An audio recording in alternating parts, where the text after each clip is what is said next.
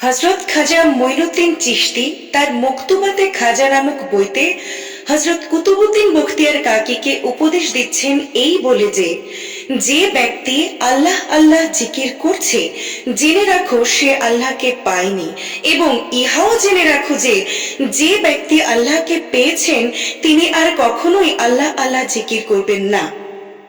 ইহা কেমন কথা বলে তুমি আমাকে প্রশ্ন করতে পারো, এবং যদি প্রশ্ন করো তবে তার উত্তর হলো যে তোমার কোনো প্রিয়জনকে দূরে দেখতে পেলে তুমি ডাক দেবে, কিন্তু যখন সে তোমার অতি নিকটে তখন তার ডাক দেবার প্রশ্নই আসতে পারে না। অর্থাৎ যখন তুমি আল্লাহর পরিচয় প্রত্যক্ষ রূপে পেয়ে যাবে তখন তোমার জন্য আর ইবাদত নেই বললেই চলে। তখন তুমি ইবাদতের বহু ঊর্ধ্বে, এবং ইবাদতের আনুষ্ঠানিকতা এখানেই শেষ। যদিও তোমার মধ্যে আল্লাহ প্রাপ্তির পর ইবাদত করতে কেউ দেখে, সেই ইবাদত তোমার নিজের জন্য নয়, তা তোমার মুরিদানদের শিক্ষা দেবার জন্য। হুজুর পাক সাল্লাল্লাহু আলাইহি ওয়াসাল্লাম ইবাদতের অনেক ঊর্ধ্বে, অথচ তাকে ইবাদত করতে দেখা যেত। তার মানে এই নয় যে সেই ইবাদত তার নিজের জন্য, বরং সেই ইবাদত তার অনুসারী সাহাবাদের শিক্ষার জন্য। শিক্ষক যদি ছাত্রের বিদ্যার উপরে না হয় তাহলে ছাত্রকে শিক্ষক কি শিক্ষা দেবে? শিক্ষক ক খ গ পড়াতে গেলে শিক্ষকের সেই অক্ষর উচ্চারণ করতে হবে বারবার। এই বারবার ক খ গ উচ্চারণের মাধ্যমে শিশু অক্ষর জ্ঞান পাবে, কিন্তু শিক্ষকের অনেক ঊর্ধ্বে। যদিও তিনি ওই অক্ষরগুলো শিশুর সঙ্গে বারবার উচ্চারণ করছেন। একজনের শিক্ষা হচ্ছে, অপরজনে শিক্ষা দিচ্ছেন। খাজা গরিবে নেওয়াজ তার মকতুবাতে খাজা নামক বইতে আরেকটি সুন্দর উপদেশ দিয়েছেন। তিনি বলেছেন যে তুমি যদি অনেক পয়সা খরচ করে দামি পোলাও কোরমা পাকিয়ে 10 মাসের শিশুকে খেতে দাও, তবে সেই শিশুর জন্য সেই দামি খাদ্য হবে বিষতুল্য, যদিও উহা তোমার নিকট উপাদেয় খাদ্য বলেই বিবেচিত হবে।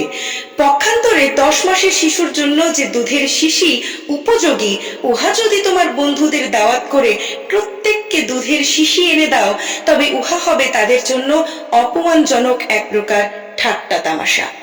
কারণ তোমার বন্ধুরা দুধের শিশিতে ঠোঁট লাগানোর বয়স অনেক আগেই ফেলে এসেছেন। তাই যারা দুধের শিশি তুল্য জ্ঞানের উপযোগী, তাদের জন্য পোলাও কোরমার মতো অতি উঁচু স্তরের জ্ঞান সমান প্রযোজ্য নয়, এবং সবাইকে সমানভাবে বিতরণ করাও সমীচীন নয়। খাজা গরিবে নেওয়াজ অতি উঁচু পর্যায়ের একজন অলি। তিনি এমন কথাও বলেছেন যা অলিদেরকেও অবাক করে। যেমন এক স্থানে তিনি বললেন যে হযরত ঈসা নবীর সানি আমি, তথা আমি দ্বিতীয় ঈসা, কারণ তার কাছে যে রুহুল কুদ্দুস সেই একই রুহুল কুদ্দুস আমার কাছেও। ফরাসি ভাষায় তার এই অপূর্ব কথা আমরা দেখতে পাই, যেমন দম বদম রুহুল কুদ্দুস আন্দর মুইনে মি দমদ মন নমি দানম মগর ঈসাই সানি সুদম। হযরত শরফুদ্দিন ইয়াহিয়া মুনিরি ওরফে মখদুম শাহ বিহারি তার মকতুবাতে সদি নামক বইতে ইলমে মারিফতের অতি উঁচু স্তরের কয়েকটি উপদেশ আমরা পাই, এবং তার একটি উপদেশ নিম্নে তুলে ধরলাম। তিনি তার জনৈক মুরিদকে বলছেন যে, জেনে রাখো বাবা, দুনিয়ার সবচাইতে বড় পাপী বলে গণ্য ব্যক্তিটি দুনিয়ার সবচাইতে উত্তম ব্যক্তিটির মাথা লাঠির আঘাতে জখম করলো বলে তুমি দেখলে, কিন্তু সেই আঘাত পাপী ব্যক্তিটি করেনি। তুমি বলবে তবে? আমি এখন যা বলবো উহা তোমার বিশেষ তথা খাস বন্ধু ছাড়া কাউকে বলো না।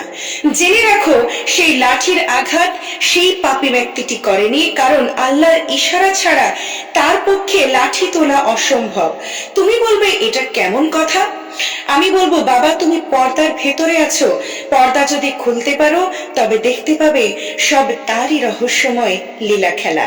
তুমি দেখতে পাবে যে তিনি বিচারক, তিনি কৌশলী তথা উকিল, তিনি বাদী এবং তিনি বিবাদী, কারণ তিনি ছাড়া কিছুই নেই।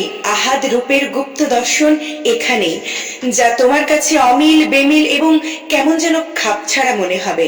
মাকামে তৌহিদে না যাওয়া পর্যন্ত আহাদ রূপটি মৌখিক স্বীকৃতিরই নামান্তর। আসসালামু আলাইকুম। পাঠ করছিলাম মারিফতের গোপন কথা বইটি থেকে। পরবর্তী পর্ব শোনার জন্য আমন্ত্রণ রইল। ধন্যবাদ।